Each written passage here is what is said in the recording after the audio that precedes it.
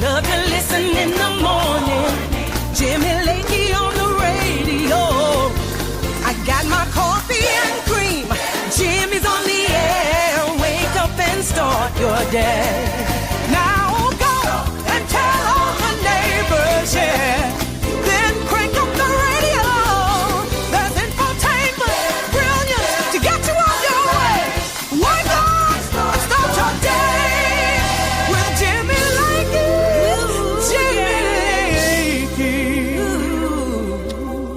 I love it. There's a key change in the middle of that song. I think that's fantastic. You ready to do the choir rise up and do the key change? I love it.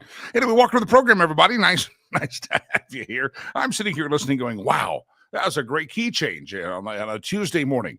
All right, 30th day of September, year of our Lord, 2025. Glad to have you here. What do you want to talk about today? You got lots of things in the news. President Trump bragging this morning, and rightfully so, that he has ended 7 wars in his presidency. And as he was talking at Quantico, Virginia, to our military leaders, they're all there gathered with Pete Hegseth and just having a little rally.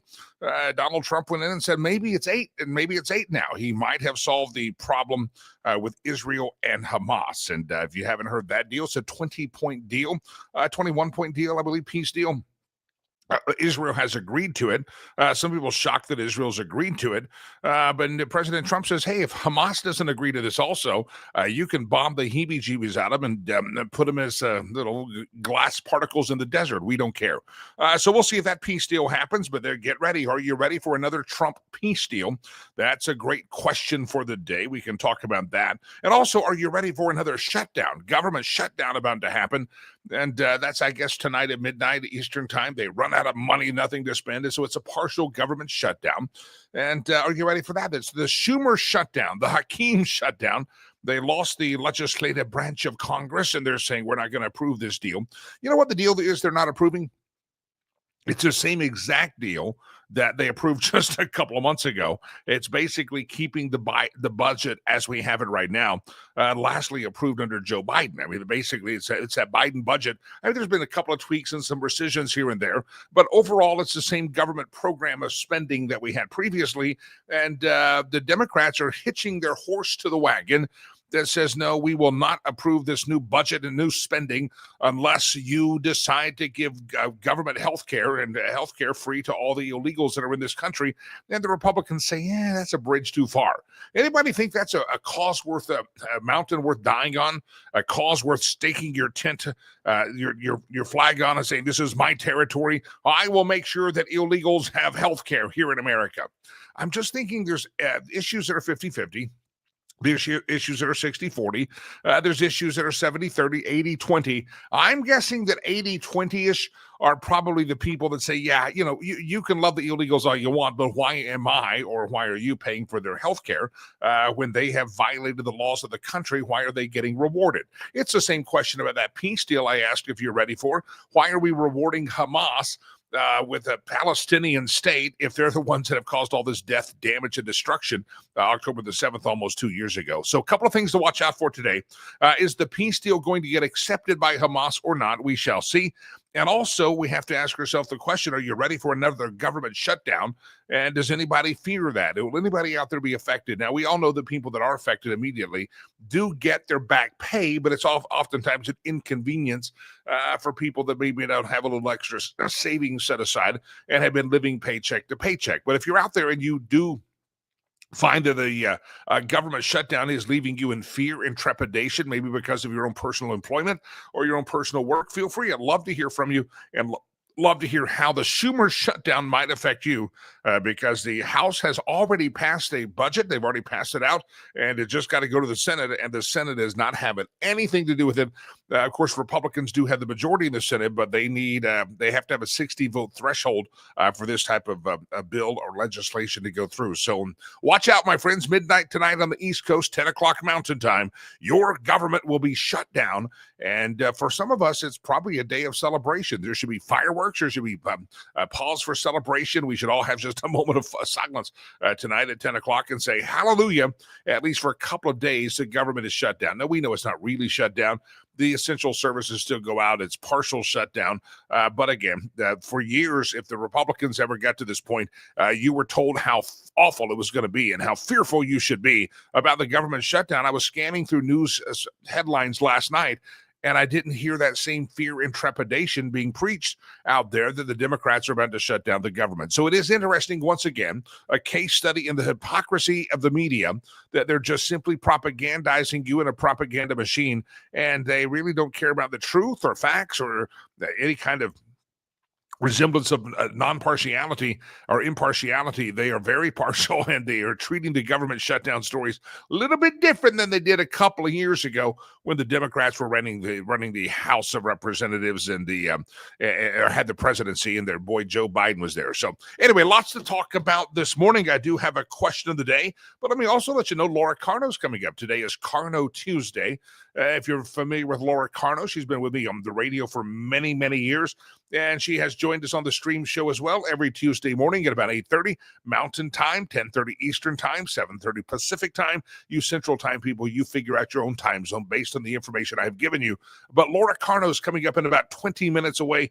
You don't want to miss that. Also, America's favorite sheriff, Sheriff Steve Reams, is going to be with me on the program as well this morning. You don't want to miss that. Sheriff Reams coming up. Remember, a couple of weeks ago, he talked about this bad hombre that because of Colorado state laws signed by the feckless and foolish Jared Polis, there's a guy that kept showing up at his prison. He has to keep letting him out. Well, guess who's back in the guy's jail again in the Weld County, Colorado Sheriff's Office? It's the same criminal, and more than likely because of the foolishness of Jared Polis and Colorado Democrats, this guy's been arrested again, and he's probably going to get arrested, have to be released again. We'll talk to Sheriff Reams about that, as well as a big event he has coming up to celebrate his new venture in life, as he's now term limited as a sheriff, and he's going to be running for Weld County, Colorado Commissioner. And we'll talk to Steve Reams about that this morning as well. All right, a couple of other stories I want to tease you with, and we'll come back and reflect on that. Our Lois is perfectly happy with the government shutdown. I had to think this morning. I said, does the mail run during government shutdowns? I don't know. I think that, yeah, the mail runs, Postal Service runs. Jeff says the illegals here can still vote and midterms are coming. That's true. Some of these states not necessarily guarding the ballot box from these illegals voting. They give them that driver's license, that ID, and I'm not real sure that we've got a real strict rein on how to keep illegals from voting in this state of Colorado. They say we do, but I'm not quite sure of that. All right. Anybody heard of Bad Bunny? Bad Bunny is the person or the human or the artiste that is going to be performing at the 2025-26 Super Bowl halftime show. I had to look up who Bad Bunny was. The summary is that it's one of the most widely streamed artists on the internet, Puerto Rican who doesn't do hardly any songs in English and often wears dresses on the stage. So you got a cross-dressing Spanish-speaking man that's going to stand up on the stage at the Super Bowl, and it's going to give all of us a great chance to have a nacho bar and turn down the sound on the Bad Bunny halftime show and move on. Now, Bad Bunny had said he's not going to do any shows in the continental United States anymore because he's afraid that his audience would all be deported by ICE if they showed up there. But evidently, Bad Bunny says, well, I can make an exception. I'll do the Super Bowl halftime show. Now, I want you to come back. You start going, remember the days they had, like, I don't know, Aerosmith or some famous country person out there? I mean, you think you could get a Luke Bryan maybe to do the halftime show, or I don't know, you could get you could just start naming artists, and maybe you can name some of the chat rooms that you'd like to see the Super Bowl halftime show. But I'm thinking Bad Bunny is not going to make any of your bingo card or any of your list. But here's what you have. Remember the character. Who is it? Is it it's not Kanye. It's somebody else. They have because of the BLM, remember? Because of Black Lives Matter and the George Floyd riots, the NFL surrendered a contract over to this famous artiste, this famous singer, and said, you get to program our Super Bowl halftime shows. And because of that, they oftentimes have found these weird artists that mainstream America doesn't give a rat's patootie about. And I think that's the fault of the NFL. The NFL is run by idiots as well, half the time, a lot of the times. And so they've surrendered the Super Bowl halftime show to some politically correct, basically hire the DEIs. I mean, if you remember right after the George Floyd riots, I give an observation that maybe my eyes beheld and yours didn't, tell me I'm wrong, is that you could not be a white person or a cracker and sing the national anthem at football games because they had the kneeling thing. And so they had to virtue signal and schedule people to sing the national anthem that were people of color because that would be better. And so any cracker out there that hoped to sing the national anthem for a couple of years, you were persona non grata. There were very few honkies that were singing the national anthem at football games. And there's been very few good halftime shows as well. Because a lot of it has dove into the world of hip hop and things. It's not mainstream. There's nothing more Americana than a Super Bowl to Super Bowl party. Generations come together. As a kid, you go to your parents, the friends, the parents take you, the families get together. I mean, it really is a holiday production for a few hours. It's a lot of times equivalent to maybe a Christmas reunion, or it's a big deal. People, you do a lot of preparation for your Super Bowl party, and so there's nothing more Americana than a Super Bowl party or a Super Bowl celebration. And it used to be people from all walks of life wanted to band together and watch the old Super Bowl halftime show. Well, guess what? NFL's sticking with the DEI. They're sticking with the wokeness, and Bad Bunny is going to be performing. And I have an honest question to ask all of you prior to either this announcement on the show that Bad Bunny is your Super Bowl halftime performer, or prior to the news yesterday, had any of you heard or been familiar with the work of Bad Bunny? I don't think so. The Bad Bunny announcement, according to Scott, says by the NFL, just negated my viewing of the games in this house again. It depends on who's playing in the Super Bowl. A couple of years ago, I actually was flying to Africa on Super Bowl Sunday, and the plane was almost empty. And I said, I should travel on Super Bowl Sunday more often. I don't know if that tied into anything, but it was a pretty empty plane. I got entire rows to myself. It was fantastic. I liked it. But anyway, Bad Bunny, before yesterday or today, had any of you heard of the Bad Bunny? Do any of your kids know the Bad Bunny? I got a message from my son Erli this morning hinting at a Christmas gift he would like. And evidently Bad Bunny is not on his repertoire for tickets to a Christmas gift. He wanted to see, wants me to surprise him with tickets to see an artist named Charlie Crockett. If you don't know who Charlie Crockett is, it's a country artist, and that's who my son wants tickets to go see in January. The tickets are on sale now. I hope he's not watching this, I'll probably buy those for him today, and it'll be a Christmas gift under the tree. I'm thankful that I have raised my son to where he's not asking to go to a Bad Bunny concert. But think of this. This is a guy who's been bashing ICE, and he's been saying hateful things about the American government, hateful things about President Trump. He barely speaks English in his songs. He only sings mostly in Spanish, and he wears a dress as part of his act. And yet that is supposed to appeal to families around America getting there and watching the Super Bowl halftime show. This is an NFL failure, an NFL failure, an NFL failure, and why these owners continue to put Roger Goodell back in the seat of the superintendent of the NFL or the chairman of the NFL. This guy's an idiot. He has surrendered so much. This is why this jackass gets booed every time he shows up at the NFL draft, because they continue to make dumbass decisions with the NFL, including outsourcing the NFL halftime show production to a woke company that's not really interested in mainstream America. So anyway, if you've heard of Bad Bunny before today, I'd love to hear from you and love to know what you like about Bad Bunny, because I think most people have not heard about the Bad Bunny. All right, I got a question of the day. The question of the day is this. Do you have something that you do that people say, that's dumb, don't knock it till you try it? Do you have any of those knock it till you try it life hacks? Don't knock it till you try it. The things that people would think are crazy and that won't work, but there's a trend online where people are sharing their don't knock it till you try it life hacks. And I'm going to give you a few to see maybe you have a couple that your spouse or your children or your neighbors or your coworkers say, what the heck are you doing? Hey, don't knock it till you try it. You ever given that advice to someone? Don't knock it till you try it. And some of these are so good on the list that people have been sharing on the internet that producer Chad and I were actually late for the show today because we were discussing whether one of these items on the list would actually work and the logistics of making it happen. Let me give you a couple of these. Number one, in no particular order. One of them would be greasing a corn cob. You butter up a slice of bread, you wrap it around a freshly cooked corn on the cob to coat the corn with the butter.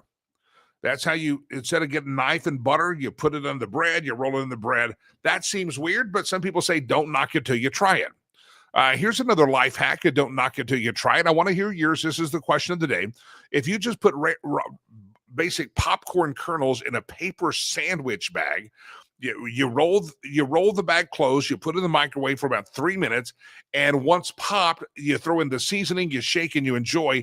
And it's basically you're a lot cheaper and a lot less money than the actual microwave popcorn. You can make it do it yourself microwave popcorn. You just put the popcorn kernels in the paper sandwich bag. Has anyone done this? Now, this is one that caught the attention of me. It was right on the top of the list. A shower beer. You just take a cold can of beer into the shower, and the person who suggested that says you can thank me later. A cold can of beer in the shower. You need a shower beer. Now, this is the one, and this is going to get the discussion started here, I think, for a lot of you, is your life hacks that you tell people don't knock it till you try it. Don't knock it till you try it. Oh, by the way, Bad Bunny comments coming in. We'll come back to this. Never heard of the Bunny, but weird stuff. Stacy says Bad Bunny used to hang out with one of the Kardashians. Who knew? Did anybody know that? Bad Bunny used to hang out with one of the Kardashians. Producer Chad is notorious for having bad bunnies in his yard.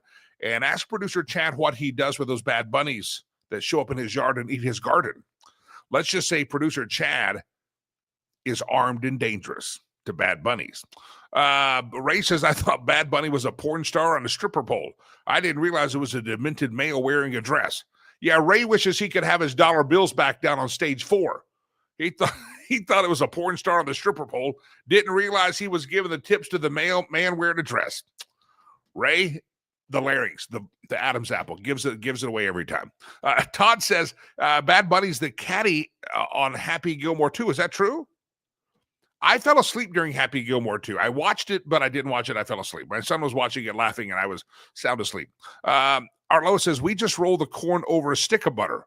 That seems more practical, Arloa, if you just roll the butter, and you can make a little dip in the butter, and it'll naturally, the heat will, yeah. I like your idea better than the bread.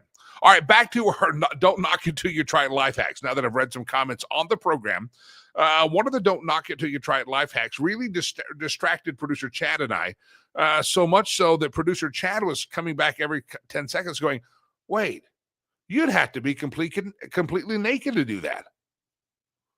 And anytime you hear producer Chad suggest you might need to be naked, it does make you cringe a little bit. Fortunately, he's in a different room and I'm here. So I'm safe, my friends. Don't worry about me. But here's what people said. Don't knock it till you try it. And I need somebody out there to be honest. Producer Chad may not be watching the show. He may be trying this right now.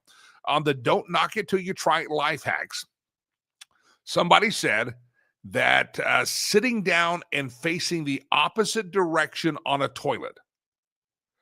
According to the explainer and the person on Reddit that said this is a great idea.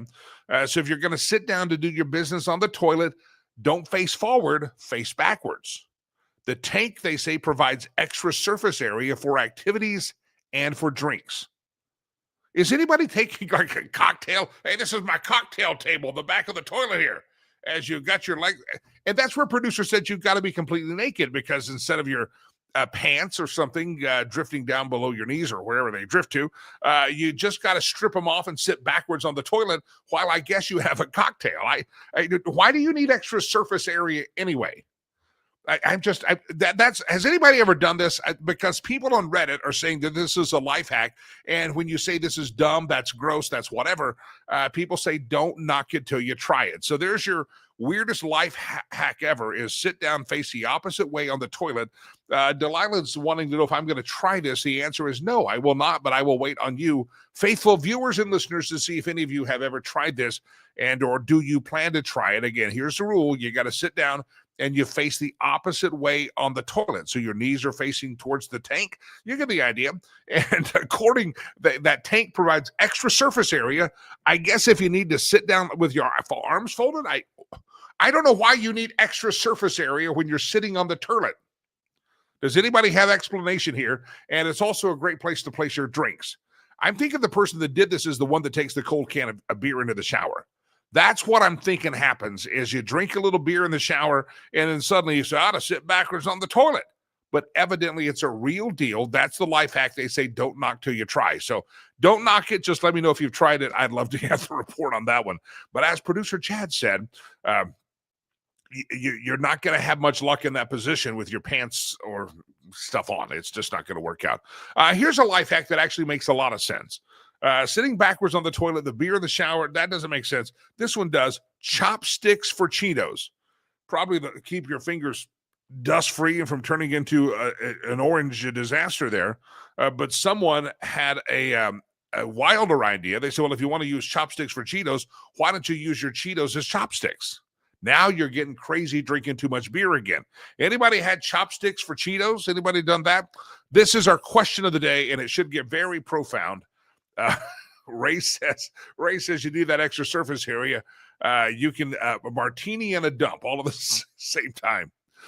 Rich says, okay, so hold my beer. I got to get to the shower to try the toilet hack. Rich will be back in a few moments. Sitting backwards, I don't understand. Producer Chad and I literally started talking, and he was thinking about it probably more than I was. I was still working on the actual show sheet that we put together. I was still working on that. But he was like, wait, you got to get naked for this. And I'm like, whoa, hang on there, cowboy. I don't want to be hearing about this stuff. Anyway, Linda says a life hack. Arloa says, I won't miss Carno Tuesday and not America's Sheriff either. Yeah. So I'm, Laura says she's opening up for Steve Reams. Yes, you are. You're the opening act, Laura.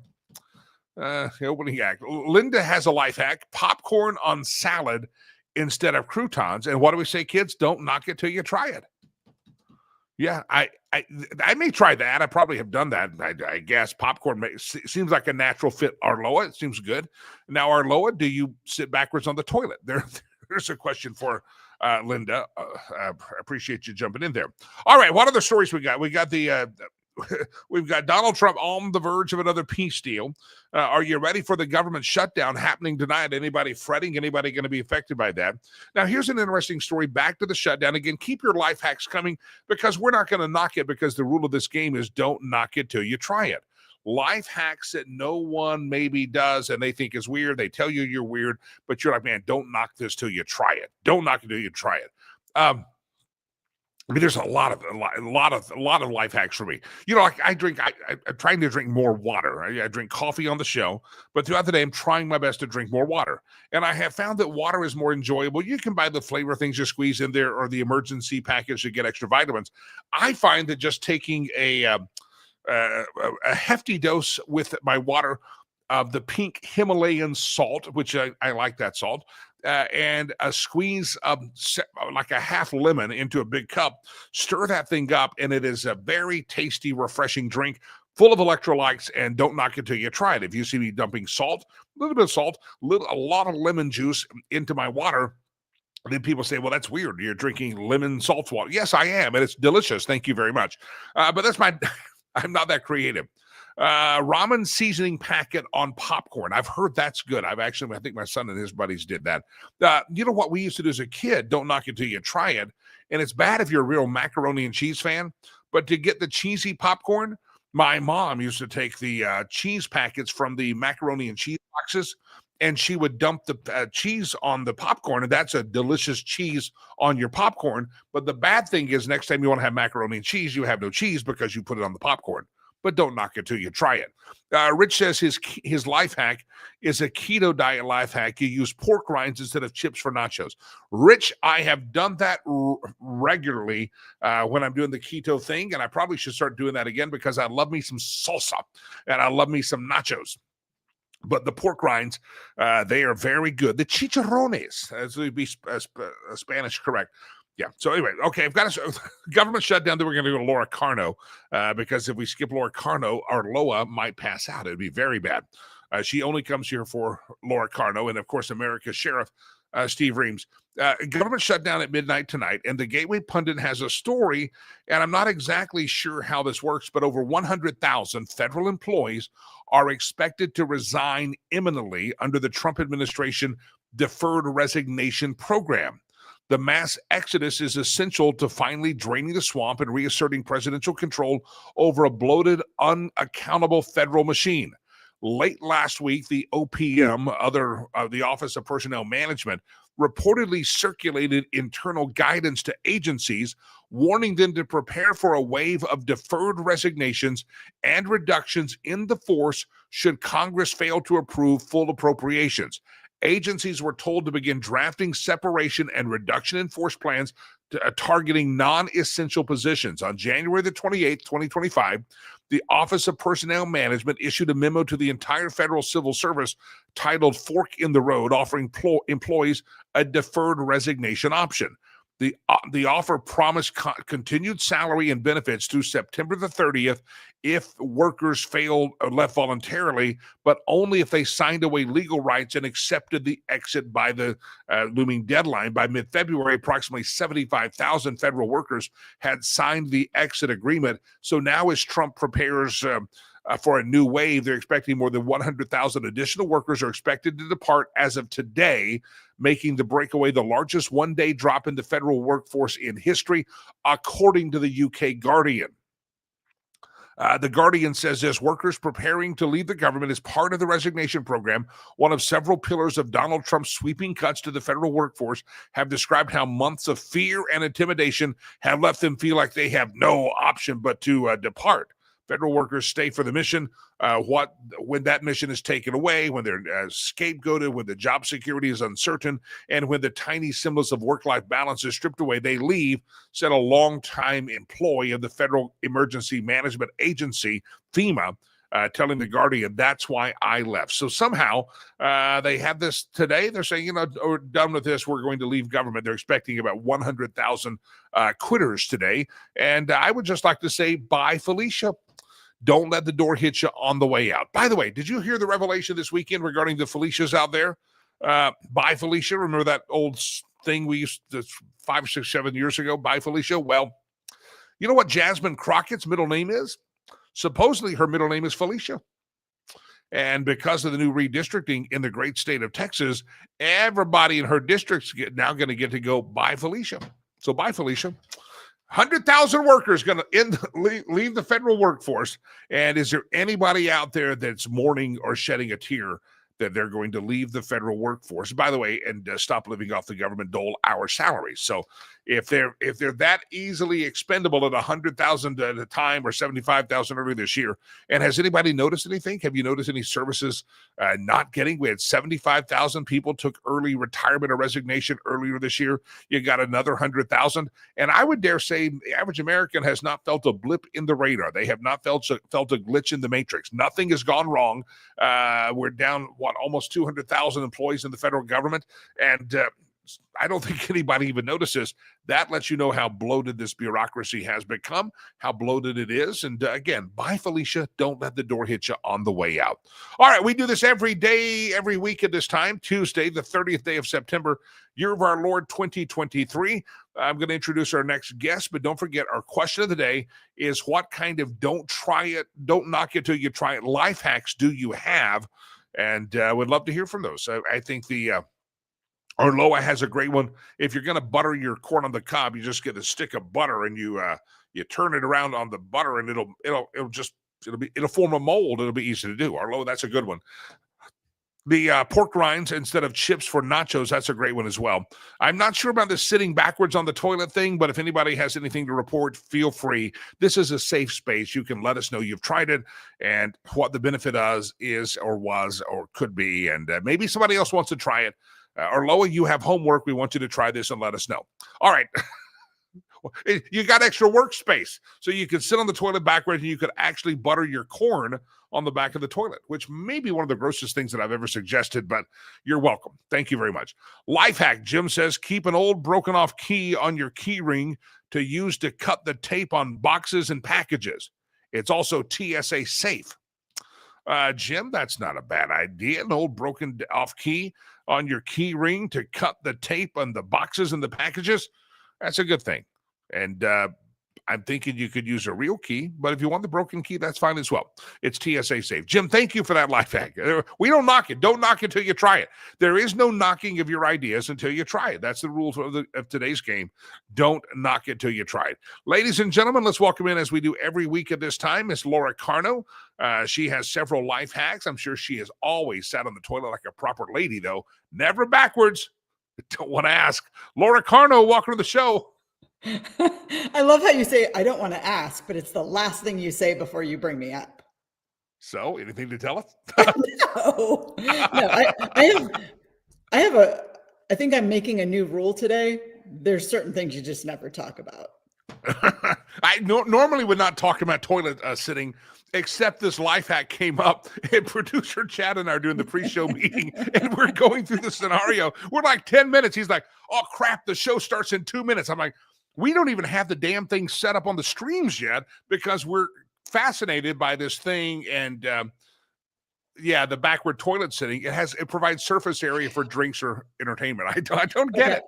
Okay, here's my advice to the backward sitting people who need the workspace: more fiber. Sorry. It went up the nose. I didn't know where you were going. I should have known not to drink there. Okay. More fiber. Okay. My life hack. So I make a lot of my own stuff, food stuff, homemade mayonnaise. It is so easy, and it is way more delicious than any of the chemical-y stuff that you get at the store. So delicious. It's pretty easy, right? Just a little oil and It's eggs and dry mustard, salt, oil, and lemon juice. You can pick your good oil, like avocado oil and stuff like that. So I have switched to Duke's mayo. After all these years of advertising, I've switched to Duke's. I've enjoyed it more than the Hellmann's, but you're saying I should make my own. I've met you before, and I don't think you're going to. That's true. But if anybody has some, decent kitchen skills and a food processor, it's super easy. And my grandkids, because when I have a house, which I don't have right now, they are accustomed to, no, do we have any whatever that they feel like snacking on? And if we don't, they say, well, you have the ingredients, right? So they're accustomed to me being able to make anything, but mayo is one of my top favorites. I thought you said you make your own something. I thought it was going to be something tomato based, since you are the crazy tomato lady. Do you make your own salsas? Salsas, spaghetti sauce, anything. Yeah. Laura Carno, thank you. It's been nice talking to you. Talk to you later. Scott, no, just kidding. Scott says, I love your shirt choice. The Hawkeyes. Go Hawks. Yes. All right, let's dive into more serious topics here besides toilet positions, which I didn't know there was a toilet position. I thought there was like one, and now I've learned something new today, and it's a life hack. And producer Chad, I think, is probably going to try it today, and he's going to report back on another show. He'll call you and let you know. Okay. Let's text me. Don't take photos, producer Chad. Please, no photos of your reverse toilet. I just know we're doing the show prep, and I've moved on from the topic, and I hear him say, you'd have to get totally naked for this. I'm like, what are you talking about? And that happened in my earphones as he's contemplating the backwards toilet sitting. All right, let's talk about something more serious. Actually tragic. The shooter at the Michigan Latter-day Saints church, supposedly he didn't like people of faith, didn't like Mormons, not exactly sure. But let's talk, what do we know about this LDS shooter at Michigan who didn't just crash his car into the front building? He got out and shot people, and he spread gasoline, lit the whole church on fire, total loss. What do we know, and what should we know? Right. Yeah. They had some aerial views of what it looks like now, and it's just completely gutted. It burned the whole church down. A couple of things. Yeah. He appeared to have anti-LDS sentiment. Maybe he was Christian and thought that LDS are not Christian. He had made similar kinds of comments to a city council candidate the week before. There was a viral tweet that was alleged to be an eyewitness statement, but it hasn't been corroborated. Something similar to that effect. The thing that I always look at is what was their security and what was publicly known about their security. And there is some evidence out there that the LDS Church nationally has been fairly open about, we have a security team, but nobody else is permitted to carry inside LDS services. So as somebody who believes that an armed society is a polite society and that bad guys don't want to go where armed citizens are, such as armed school staff that we talk about all the time, those that are known to be unarmed or less armed tend to be less safe. Those that are known to be armed or well armed are safer. So I would just say to you, if you have a business, if you have a church, wherever you are, I think it makes you less safe when you project to the world that you don't have armed people, in your building. And obviously, personal choice, business choice, church choice, whatever. If you don't want armed people, but for goodness sakes, to advertise that to bad guys, especially in light of all of the stuff going on these days with people, who have grudges and carrying out those grudges in these horrible, deadly ways. Rethink that. Being armed is a deterrence, and let people know your business or your church or wherever is armed. I hear it was the police that actually took the guy out. It wasn't an armed member or a parishioner, which glad for the police to take the guy out, but it would have been probably saved a couple of lives had somebody had something on them. And I think of two instances more recently is that church near the Dallas-Fort Worth area, in which I think it was Haltom City is where it was. And they have video of it, and the guy showed up to shoot, and it wasn't a security team. It was like the entire congregation pulled the guns out, and they handled that one very quickly. And then I remember, it's been longer than I want, probably a decade or so ago, if not longer, that the Colorado Springs Church, New Life Church, was shot up. And that person, I don't think the lady who shot that guy was on the security team. I think she was maybe she was, but she was an off-duty police officer, and she knew how to take care of it. She shot the guy down. He had killed people, but thankfully they weren't having to wait for the police to stand outside and wanting to get in. She was on the scene, and she stopped the situation. Right. Yeah. She was on the security team, but it was a concealed carry security team. Carl Chin, who was also on that security team, and he runs the Faith-Based Security Network. If you ever get a chance to see him, he kind of does the circuit of sheepdog seminars, which is focused on church security. He goes through that shooting and who was where and where the bad guy was and where he was, where Jeannie was, where other members were. And how that guy was stopped. So it's always good if you're in the position of being a member of an armed security team.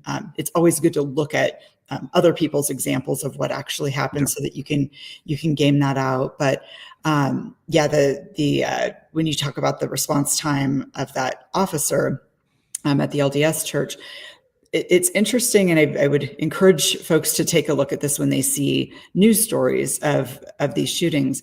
There's always a response time in the articles, and they got the 911 call and they were there within 30 seconds in this case. But the number that you have to wait for, you have to ask for, is what was the amount of time before or between when that guy crashed through the building and started, gasoline and shooting and all that stuff. What was the time between that and 911 calls? Because when you have armed people on property, that's that time period that they can help. It's great that the law enforcement got there in 30 seconds. And for all we know, he was in the parking lot, a hired member of their security apparatus that day.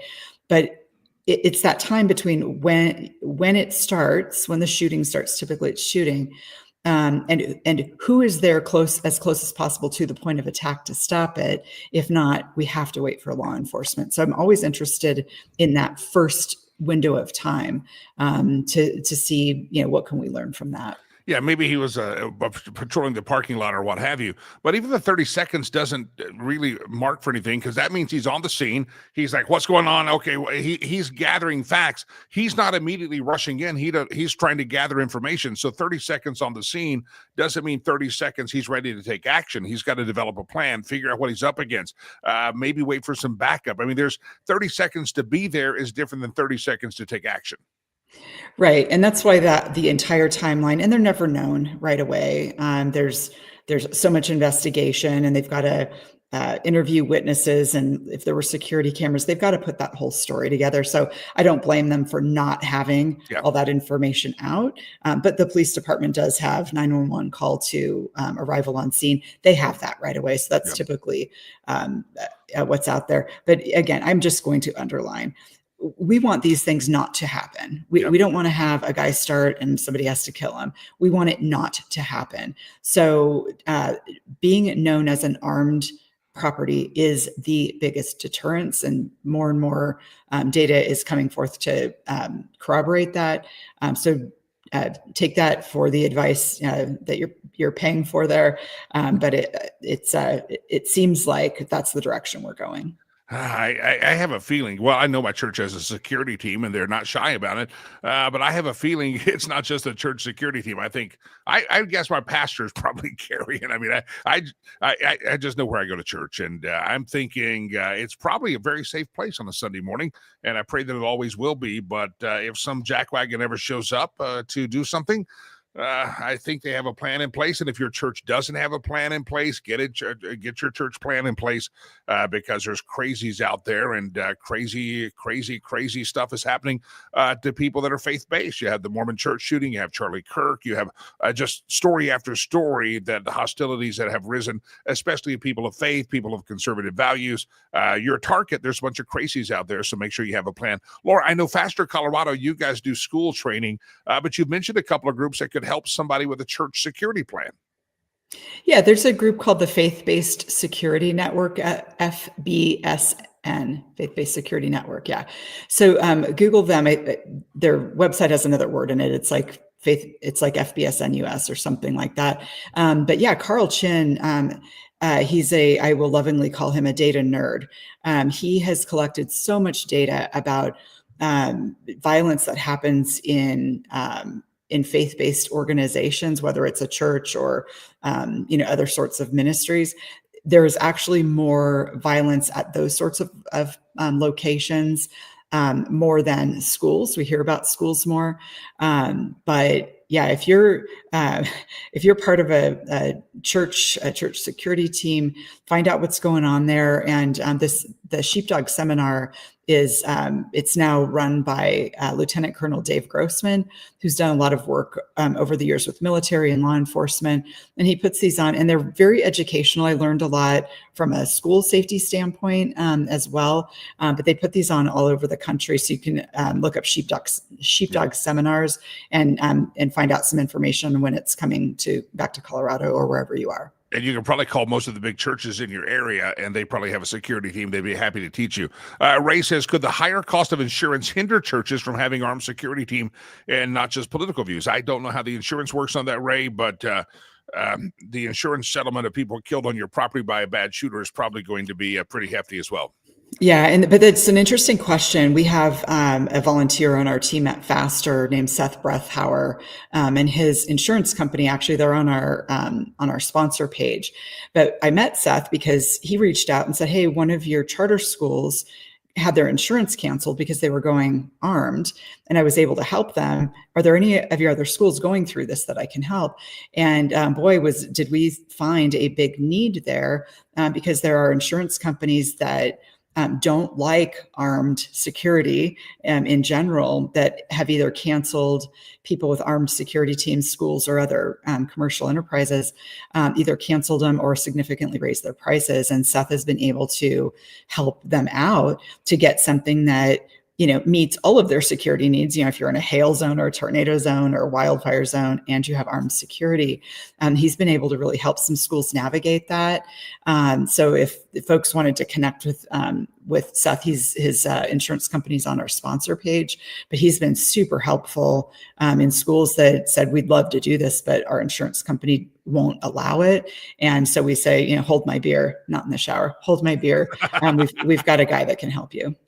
All right, there you have it. Ray, great question, and you got an answer. All right, let's real quick. Waiting on the arrival of Steve Reams. He confirmed last night, so he may be fighting bad guys right now. We'll get him on here soon. But the Middle East peace plan, Donald Trump, even this morning, was telling the military leaders that have gathered in D.C. area and said, "Hey, I've solved 7 wars so far, and it could be 8 as of yesterday." The Middle East peace plan, 20 points of peace. And if Hamas doesn't accept it like Israel has, he's going to let Hamas have it through Israel's boot and through their bombs. Your thoughts on this peace plan? Yeah, so the countries so far signing on to this, Saudi Arabia, Jordan, UAE, Indonesia, Pakistan, Turkey, Qatar, and Egypt. This, in his first term, we had the Abraham Accords. This man knows how to not get in war. And interestingly, in the Pete Hegseth, the Secretary of Defense this morning, was saying to be peaceful, we have to prepare for war. And I think that Pete Hegseth, as a warfighter, and Donald Trump, neither of them want to be in war. So you have to plan for war to have peace. But yeah, this could be a really, really huge thing. And when you look at those countries, you say, is peace in the Middle East good or bad for their economies? Is war in the Middle East good or bad for their economies? These countries want to have good economies. They want tourism to come back. They want trade to come back. And if you've got war in your region, nobody wants that. So I'm super excited about the possibility of this. As wars continue to topple with the intervention of Donald Trump, big fingers crossed and prayers for this one next. We'll see. It's going to be very, very interesting to see how this pans out. That would be number 8. Donald Trump's not going to be shy letting you know there's number 8. And if he gets number 8, Laura, then he's just got Ukraine and Russia. And we'll see how that one works out. What do you think of all this? I kept hearing it last night when we were talking about this news story over and over again. If he doesn't get the Nobel Peace Prize, it's all rigged. Is that a big deal to you? Because people keep referring to the Nobel Peace Prize, and I don't care if he probably deserves it, but people are putting a lot of stock in that. What do you think of that? Yeah, he absolutely deserves it. He is literally creating peace around the world. And the Nobel Peace Prize has the word peace right in the title. So he absolutely deserves this. You compare it to Barack Obama. I don't know what he did to deserve a Nobel Peace Prize, but he actually engaged us in some altercations and didn't solve a single conflict worldwide. So he deserves it. I think if he doesn't get it, it's not going to be shocking to anyone if he doesn't get it. I think when you read history books in 100 years, history is written by the winners, and I think history will do the right thing. Laura Carno. Laura, anything you're going to try these life hacks? For instance, you're a gun person. Jeff puts on the YouTube channel. He says, put condoms on your hunting rifles to keep stuff out of the barrel. Have you heard of this life hack, Laura? I have not. I'm just here to help, Laura. I'm just here to help. I feel like it's hints for Heloise. Remember that? The things you bring up for me to comment on, it really is the unleashed version. It is unleashed, isn't it? I'm great. Yeah. I'm looking forward for the reporting on toilet positions as well from all of our listeners, because Laura and I are proper ladies and gentlemen. We would never talk this, but some of you people are crude and crass, and I fully expect a full report from people like Scott and Jeff by tomorrow. Laura, I know you got to run, but let's bring up our old friend Steve Reams to say hello. Hello, Sheriff. America's favorite sheriff. Hey, guys. How are you doing?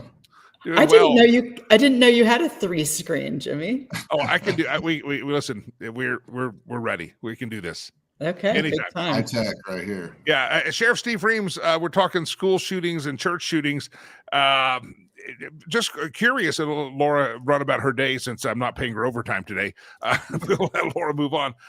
Did you notice over the weekend with this LDS shooting up in Michigan, any churches in Weld County in your area saying, hey, could you, what does it take to get an officer here, or any churches reaching out for some help and security? So we haven't gotten any since that incident, but we've had a long-standing conversation with many of the churches where, we've helped them with their security protocols. I'll just say in Weld County, you'd be hard pressed to walk into a church and not encounter someone who's there with the purpose of protecting their flock. Most of the churches here definitely have a system in place to defend themselves. That's not to say that every one of them, but this would not be a target-rich environment. Yeah. Laura, do you want to ask him, or do I want to ask him the question of the day? No, I'm not asking him that. I heard it, and I'm not answering it either. That's the dumbest thing. No. All right, Laura Carno, it's a pleasure. Anything you want to say to Steve Reams? See, all right. Laura, it's great to see. I love that cat tree thing you got there in the background. That's so different from my office. Well, our office is, I don't know if I've updated you, Sheriff, but our office is in the shop. Our gym is in the shop, our extra fridge, freezer, wardrobe, all that, because we live in 250 square feet right now. So yes, all of the things are here. Well, enjoy it. Yeah. How long are you going to be in these conditions, Laura? Do we need to send some, I can go to Home Depot and send out an extra few workers if you need to, and ICE won't find them. No rescue needed. Probably by the end of the year. Okay. All right. Yeah, we'll be fine. I've done hard things before. This isn't hard. Nobody worry about me. Coming on this show is the most difficult thing you have to do when we talk about. Yeah, your questions, Jimmy. Yes. All right, guys. Have a good one. I see you, Laura. Laura's like, get me out of here. I'm working overtime. Hello, America. Sheriff Steve Reams. How are you, sir? I'm good, Jimmy. Sorry for getting on a little late. You know how things are in law enforcement. You never have a schedule that is too predictable. You're fighting off jailbreaks is what you're doing. You're like, hey, get back in the cell there, buddy. All right, real quick.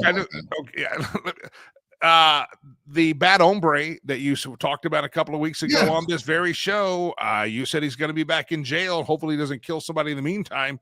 The bad hombre showed up in Greeley, Colorado. The University of Northern Colorado is there. Showed up with a gun on campus. He's been arrested again. Is he going to get out again?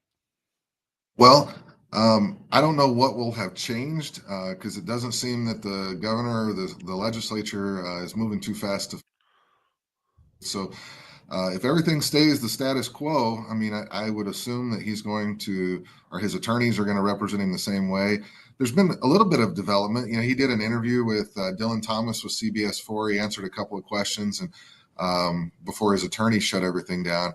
And it definitely makes you wonder how he's being ruled incompetent to stand trial just based on the way he answered those few questions. And then yesterday in a hearing, the Attorney General's office inserted themselves as if they wanted to have some kind of piece of this most recent case. So that's another weird development. I don't know how that plays out in the long run, but I think this case is, I think this individual is getting the attention that he's always deserved. And whether or not the system gets fixed, I think his process of going through the criminal justice system is likely to take a slightly different course. But I don't know if the outcome will be all that different.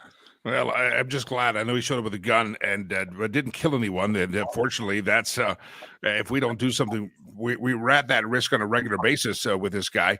I know that 9 News in Colorado decided to run a story on it, but not necessarily a friendly story. They decided that this is your fault because this was a red flag and you didn't take away his guns. Talk about the 9 News reporting that this was something that could be prevented because of the red flag laws in Colorado. Yeah, so Jeremy Hohola was supposed to be the reporter that was coming up, and then he said he had a family emergency. They sent a camera up, and the cameraman just asked some questions that had been sent to him. Interestingly enough, towards the end of the interview, they started asking about, what I consider red flagging this guy, and, why hadn't we red flagged him, and all that kind of stuff. And one, he lives in the city of Greeley. So if he's going to be red flagged, the appropriate agency to do that would be the Greeley Police Department or even the UNC Police Department. I've not done the criminal investigation. My agency has not done a criminal investigation on this guy. His charges have all stemmed in other jurisdictions. So it doesn't make sense for me to be tagged as the red flag guy. But number two, I think it's glaringly apparent, which I said during the interview, they didn't air it quite this way, but this guy doesn't care about his actions. He doesn't care about following the law. I don't even know that he cares about the consequences of violating the law. So what's a red flag going to do? He attempted to murder someone with his bare fists, and we're going to worry about whether or not he has a red flag order. I don't see the relevance there whatsoever. Plus, to apply for a red flag order, you got to be able to use his criminal history. You got to be able to talk about his mental illnesses, and he has none of those things because he keeps being found incompetent. So his criminal history doesn't matter, and he's not staying in jail because he doesn't have an underlying mental illness. Wow. Governor Polis still silent on this thing. You called for a special session that they could fix this bastardization of justice that they've created out of the legislature, and they're still being silent from the governor's office? Yeah, I haven't heard anything. I've been contacted by a few Republican legislators who are trying to figure out how to strategize, for the correct fixes if and when the governor ever calls a special session. But you might be surprised by this. We're not necessarily on talking terms, so he hasn't reached out to me. You're not on the Christmas card list or the Hanukkah list or whatever holiday he celebrates. You're not going to get one. Yeah, as long as he doesn't send me that stupid Feliz Navidad video that he did I don't know, I think it was last Christmas. Yeah. I'm happy just to not get that ever again. Yeah, ever. Some things you can't unsee or unhear, and that's one of those things. Most of the things that he says. All right, let's dive into a different topic. You are term limited as sheriff, but we announced on the show last time that you are now running for Weld County Commissioner. You're going to jump in and primary challenge an existing commissioner that probably I think probably has done enough time, and I welcome Sheriff Steve Reams into our county commission. And you got a big kickoff party coming up tomorrow. Yes, sir. Yeah. Thanks for bringing that up, Jimmy. Yeah, we're having my Reams for Commissioner kickoff party tomorrow night at the Greeley Country Club from 6 to 8 p.m. The country club's located at 4500 West 10th Street in Greeley. We're inviting everybody to show up. Donations are encouraged, but we'll have food and drink there. And it's kind of my chance to say, hey, these are the priorities of why I'm running for commissioner, and show that we have a lot of support. I think the crowd's going to be it's going to be a good crowd, I believe, and we're stepping off in the right direction as a campaign. It's always tough to challenge an incumbent person in a particular office, but I think it's time for a change in that seat, and we're going to make it happen. Reams for Commissioner is the website, and even if you're out of the area, feel free to contribute and let America's Sheriff be America's Commissioner. I like how that rings. It's tomorrow night. It's October the 1st at the Greeley Country Club in Greeley, Colorado. Suggested donation of $100, but if you want to learn more about it, go to reamsforcommissioner.com, reamsforcommissioner.com. All right, we were talking school safety, church safety a second ago, and concealed carry, and I had a message come to me and ask me, how have the concealed carry laws in Colorado changed after the last legislative session, watching this church shooting on Sunday, knowing the violence that the left has been prone to recently, killing Charlie Kirk, and shooting up churches, etc. ICE officers, just that they've gone crazy out there. Some people say, well, maybe I do need a concealed carry. Did the process change recently in Colorado of what that entails to get the concealed carry permit? Yeah, there was a substantial change that was enacted on July 1. And basically what the new laws require you to do, if you're a first-time permittee, you have to now take a 2-day class that has to be at least 12 hours over 2 days, and you have to do a bunch of live fire shooting, and the state has prescribed all these things that have to be in the class. And then you come into the sheriff's office, you bring all that stuff, and you go through the normal permitting process, which takes a little while just because CBI is so slow. If you're renewing your permit, you can't just come in and say, hey, it's been 5 years, I'd like to keep this thing going. Now you have to take a refresher course, which is at least 4 hours in length. And so, even people who are accustomed to protecting themselves, carrying a weapon with them, can find themselves in a little bit of trouble if they're not aware of the law when they come in to apply and go, oh no, I didn't realize there'd been a change. There's a couple extra steps. You have to make sure that you're taking the class from what they call a verified instructor. So you have to go onto the website of the sheriff in whatever county you live in and say, all right, is the person I'm taking this class from a verified instructor in my county? or wherever you're taking the class at. Is he a verified instructor in that county? It's just a bunch of bureaucracy. And when you think about people experiencing kind of what we've seen in the news, watching the Charlie Kirk assassination, if those people suddenly say, you know what, this is my time to get activated, I'm going to get off the couch, I want to invest in my own personal safety. Well, it just got way harder. And, that I always tell people, the criminals don't care about that stuff. So you as a law-abiding citizen, you want to protect yourself, you want to follow law, you want to do the right thing. Well, even once you get all those permits and everything, if now you want to go buy that gun, well, you still have a 3-day waiting period. So it's just a mess. I don't understand what the legislature is doing, other than they're trying to make a de facto gun ban, and they can't just pass that law. So they try to just make it as slow as possible for people to exercise their Second Amendment rights. Now, Colorado is an open carry state. Are you seeing any uptick, or do you think there'll be an uptick of people saying it's too much bureaucracy for me to get the concealed carry? I'll just start putting it on my hip. I'll open carry because that's legal for everybody, correct? Right. Honestly, Jimmy, I think there are a few people that are saying, forget it. I'm not going to go through this process just to put my T-shirt over my gun. I'll just carry it out in the open. And you see that pretty regularly in Weld County anyways. But I suspect you'll probably see an uptick in that in other places around the state. We are still getting a pretty good flow of people coming through to get their permit or renew their permit, but it's definitely not at the same pace that it was, 6 months ago. Wow. The voice of America, Sheriff Steve Reams, running for Weld County Commissioner, and his campaign kickoff is tomorrow. If you're listening to today, if you're listening on the 30th of September, it's going to be Wednesday, October the 1st. And if you missed that because you're listening later, I know thousands of earballs will hear this show, usually by tomorrow, but if not, by the end of the week, you've got to know you go to Reams for Commissioner, REAMS, ReamsForCommissioner.com, ReamsForCommissioner.com, ReamsForCommissioner.com. One more last question for you, Sheriff Reams. I just mentioned that it's getting crazy out there. We have the assassination of Charlie Kirk. You have the ICE people being haunted, terrorized, shot at. We've got some real craziness going on. The Michigan church shooting out there. As law enforcement, as you're watching this, sometimes it feels like, well, that was there, that was far away, but are your spidey senses up right now? Has the political tension caught your attention that it's not just happening down there, it's potential to happen here? What goes through your mind as law enforcement when you see what I perceive as an uptick in violence? Yeah, I'm definitely concerned because the rhetoric that's out there in the social media world, it's pretty hostile and it's pretty brazen. An assassination on Charlie Kirk is one thing, but then when people celebrate that and do so unabashedly, and some of those people are right here in Colorado.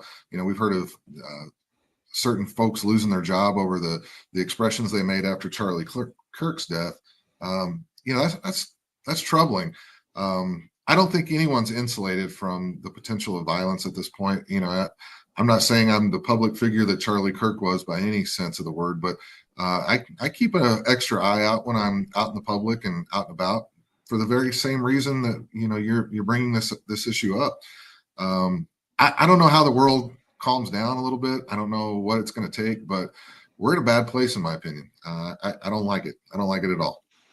And I know everything seems to have to go red, blue, and I don't like that part of it at all. But what I'm shocked about is some of this behavior and some of this hyperbolic, inflammatory language comes from the American left, comes to the Democrat Party. And Sheriff, that's the problem is if we really think assassinations of this violence on an uptick is a bad thing, you got to get condemnation from people like Governor Polis. You got to get condemnation from a Hickenlooper or a Bennett in Colorado, to be specific. And that's what scares me a lot is these politicians that are supposedly leaders within their party don't seem to be that concerned because they won't condemn it. They won't try to tamp everything down. Instead, they go to the cameras and say, no, we mean it. They really are jackbooted thugs and Nazis. Yeah, that I don't, for the life of me, I don't understand how someone sits on their hands or whistles past the graveyard on one of these issues where it's just obvious. That's evil. What happened to Charlie Kirk? Take the politics out of it. It was an evil action. Why can't you condemn an evil action? I for the life of me, when you hear the Ilhan Omars or the AOCs talking about, well, yeah, but Charlie Kirk did this, or give me a break. Anything he said in the public sphere wasn't worthy of being shot and assassinated. It just makes no sense. Yeah. Again, Sheriff Steve Reams kickoff tomorrow night for your campaign at the Greeley Country Club. It's Wednesday, October the 1st. Everybody go to everybody's got homework. ReamsForCommissioner.com, ReamsForCommissioner.com. And if you can't make it, still give the suggested contribution, any contribution. As we all know, money is the mother's milk of politics, and takes a little bit of money. And Steve Reams could use that for his campaign. ReamsForCommissioner.com. Did I get it all covered, Steve? You did, and I appreciate you having me on, Jimmy. Sorry for the little delay in connecting with you. You're all right, my friend. I know you got to get the jail breaks, keep the bad hombres in line. I understand. You're taking care of bad hombres, and I'm just dealing with producer Chad, who's trying to sit on the toilet backwards. It's weird. All right. Sheriff Reams, I appreciate you. America's Sheriff. Everybody, I mean that. You better listen to me. Go to his website, ReamsForCommissioner.com, ReamsForCommissioner.com. His big kickoff is tomorrow in Greeley. And if you want a great guy to get behind and running for office, that would be Sheriff Steve Reams running for Weld County Commissioner. And full disclosure here, I live in Weld County, Colorado, and I'm happy that he's been my sheriff. I've voted for him every opportunity I've had. I will vote for him again for Weld County Commissioner, and he is taking on an incumbent in a primary challenge, but I agree with him. Without disparaging people too much, I just agree that it's probably a good change to have Sheriff Reams take that seat. I would think it's a great thing. So everybody, ReamsForCommissioner.com. Give a couple of bucks if you can and support his campaign. If nothing else, give him a little word of encouragement. Even if I'm not going to donate right now to politics, you can't. I get that. Give him a word of encouragement. Let him know you heard about him, heard him talking on the Lakey show, and maybe you can volunteer. Maybe you can put a sign in your yard. There's other ways, especially if you live in the Weld County, Colorado area. If you're outside of the state, it's probably not going to help to put a sign in your yard in, like, say, Arkansas, Missouri, or Florida. But if you're in Colorado, wouldn't hurt to have a Sheriff Steve Reams for Commissioner sign up. So I would encourage you to do that. His website, again, ReamsForCommissioner.com. All right, let me talk about Sherry Cree, realtor extraordinaire, and I've got to tell you, you need to reach out to her even today. A lot of times, have you thought about selling your home? I've thought about it. What if I ever downsize from this big house that I live in pretty much by myself, and it's too big, and one day I probably will downsize, I'm assuming, and I just kind of think of the logistics of that. I think of the packing. I think of I think it's staged pretty well, I think, but a realtor may come in and give a different opinion, but there's other things I don't think about. For instance, Sherry a couple of weeks ago said, even if you're thinking of listing your home like right after the Super Bowl, a lot of people have holidays and Super Bowl, then they're ready to kind of think springtime, winter's over. Well, they want to get photography done and their yard's all ugly because it's still brown in February and March, maybe May or June before things get really flowery and green again here in the state of Colorado just because of our weather. Well, Sherry's thinking already ahead. Listen, if you're thinking of selling your home in February or March, do your photography now. She can arrange all that for you. That way your home goes up and it looks at all of its foliage and all of the beauty that happens with the greenery and the flowers out there. Listen, there's just things like that Sherry will help you with, but she also can help you get it priced right. She can help you understand the market rate.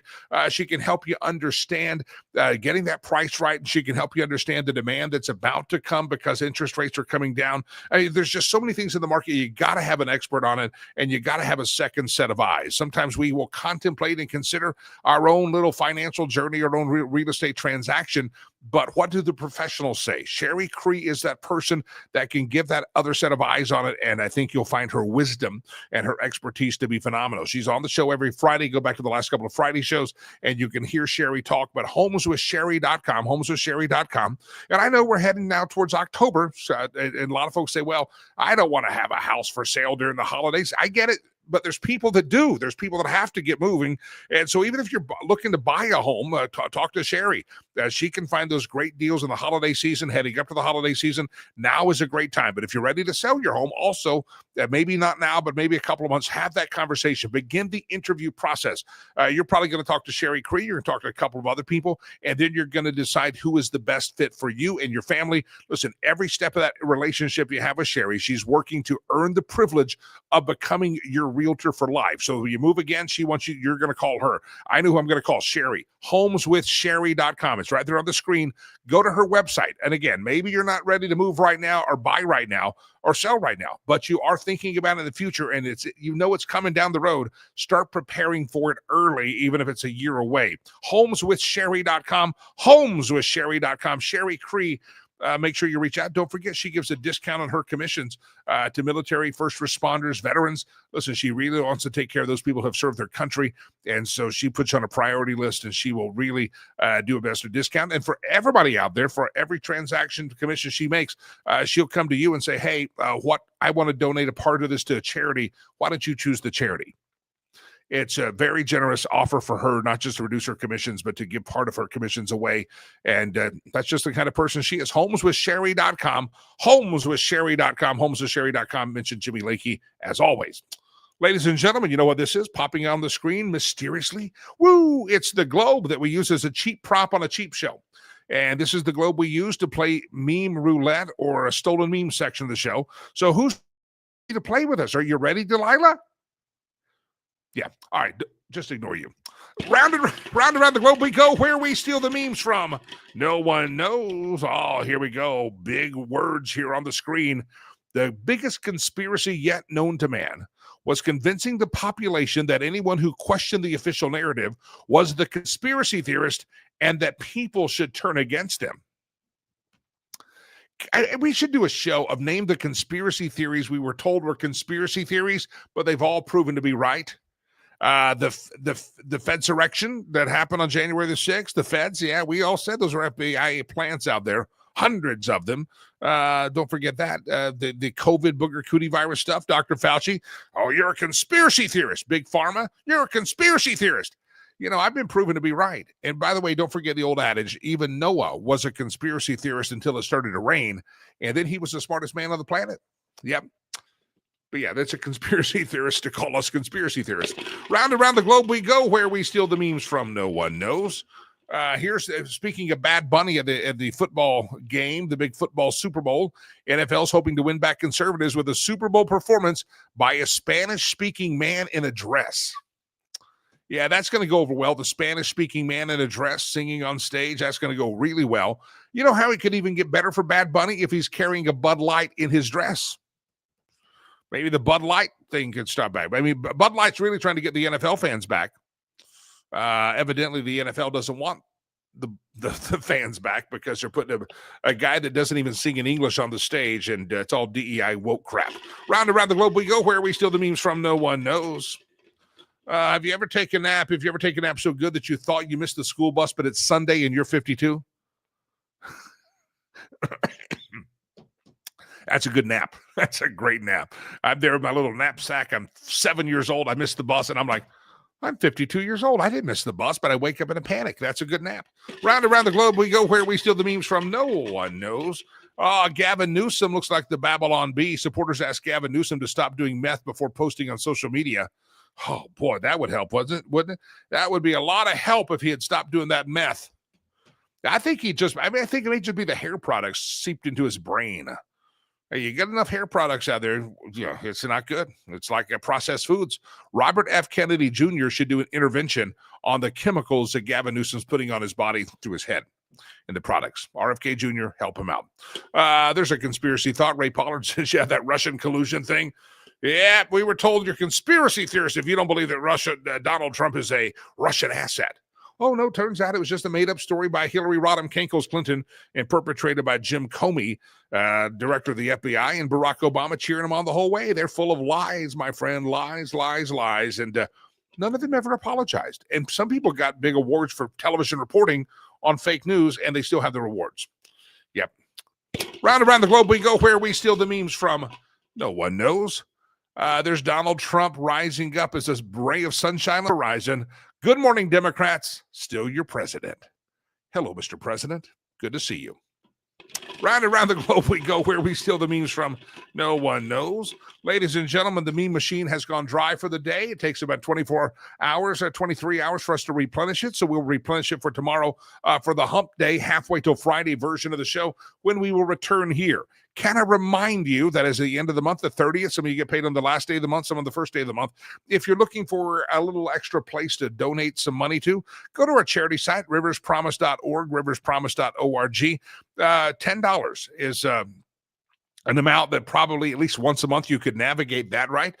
Maybe $10, $5. $10, to put in perspective, buys a school uniform for an unsponsored child, right? You have to have a uniform. And when I say school uniform, I'm talking that's their clothing. Told the story before that a lot of the kids that we work with, didn't really have clothes at all. I mean, when I first got to this area 10 or so years ago, and there was literally, it was biblical, like fig leaves and made up clothing. That's how bad it was and desolate. And so these kids wear the clothes. The school uniform is a point of pride in their life. They get to wear it. It's just $10, and we have to replenish these often because again, they play in them, they eat in them, they sleep in them. They go to that's their only set of clothing for most instances. And so $10 buys a child a school uniform. If you want to give $30 one time, $10 one time, $10 a month, whatever, we're always replenishing uniforms. If you want to do $30 one time or a month, that's going to provide food for a child that doesn't have a sponsor that's in our school, but it helps us pay for their food. It's 2 meals a day for the entire month, and that helps us out with that. If you want to do $65, you can choose a specific child of just that amount. That sends the kid to school, provides their health insurance, provides that uniform. It also provides the food that we're talking about. So $10 to $65. Last week, I got a sponsor that said, hey, catch me up on my child sponsorship, and wrote a large check, and they just paid in advance for a while, probably a year and a half of their child sponsorship. But however you want to do it, maybe it's $10, maybe you can write the larger check, one-time gift. If you say, I don't know what to do, I would just want to help, just put greatest need on there, and we'll make sure. I'm going to be there in about less than 60 days. I will be back in Rwanda. We'll do some shows from there. But again, riverspromise.org or riverspromise.com. And I'd love to have you participating with us with the charity and the work that we do, giving kids hope for a brighter tomorrow. And these are kids that did not have a lot of hope until we showed up in their lives. And we're thankful to God for putting us in their lives. We just want to be stewards of how God has enabled us to do so, and to be a blessing to them. A couple of things here on the program. Programming note: producer Chad told me yesterday, and I'm going to think this through. And we're not going to call it a sermon, but producer Chad says we need a daily segment on the show in which, like yesterday, Jimmy does the Bible study or the preaching session. I guess it was a very popular show yesterday. Producer Chad said immediately just skyrocketed. So we're contemplating that. If you have suggestions, we're considering adding that as kind of a featured segment of the show where we will look at things definitely from a Judeo-Christian viewpoint, maybe pop a scripture or two up on the screen. We're looking to add that to the show because evidently some of you really enjoy that when we do that. So that's nice that you enjoy that.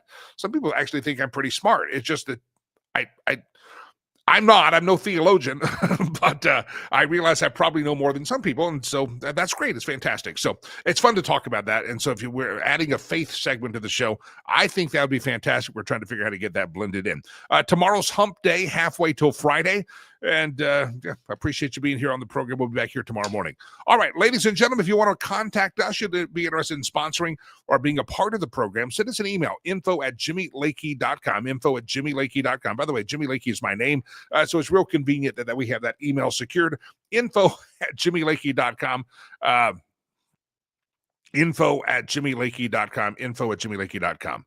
I think Stacy's talking about this faith segment, the sermon section. Can't call it Jimmy's sermon of the day. We'll think of something to call it. She says, love it if you have it. Or Lois says, you're right about that. Jimmy, a faith segment would be great. So, all right. Our two Texas ladies out there are opining for that section of the show. Some of you guys are just kind of contemplating how you're going to sit on the toilet when next time you go there, and you're not thinking about that. All right, we'll work on it. We're going to work on it. Producer Chad brought that up yesterday, and listen, he's the puppeteer. I'm just the puppet. All right, here we go, ladies and gentlemen. We got to wrap this thing up. Until we meet again, don't forget, email us info@jimmylakey.com if you want to reach out, info@jimmylakey.com, and we'll let Delilah screen all the nasty emails, and she'll give me the good ones. Right, Delilah? Are you drunk? I'll be back tomorrow. Good Lord willing, the creeks don't rise, and producer Chad lets me back on the stage. Until we meet again tomorrow.